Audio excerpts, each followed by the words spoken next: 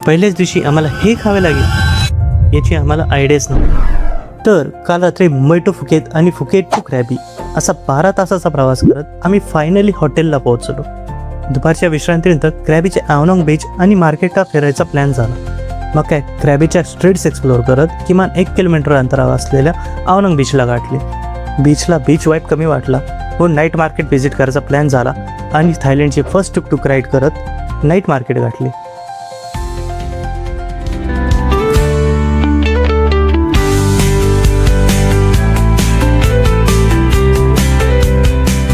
आणि तिथे जे दिसले ते खरंच वेगळं जग होतं. असे काही आयटम होते जे लाईफमध्ये एकदा तरी ट्राय करायला हवेत, पण पहिल्याच दिवशी आमचं काही धाडस नाही झालं. कूलडाऊन होण्यासाठी आम्ही ज्यूस घेतला आणि हा नाईट मार्केट अजून थोडा एक्सप्लोअर केला. मी तर म्हणेल तुम्ही नॉनव्हेज प्रेमी जरी नसाल तरी हा एक्सपिरियन्स एकदा तरी घेतलाच पाहिजे. पुढे आठवणींसाठी फ्रीज मॅग्नेट घेतले आणि शेवट केला बीच साईडवरच्या अगदी फ्री फायर शोने. आणि हो, तो फायर शो खरंच अनएक्सपेक्टेड आणि भारी होता. आणि हा पुढचा आमचा थायलंडचा एक्सपिरियन्स पाहण्यासाठी सबस्क्राईब करायला विसरू नका.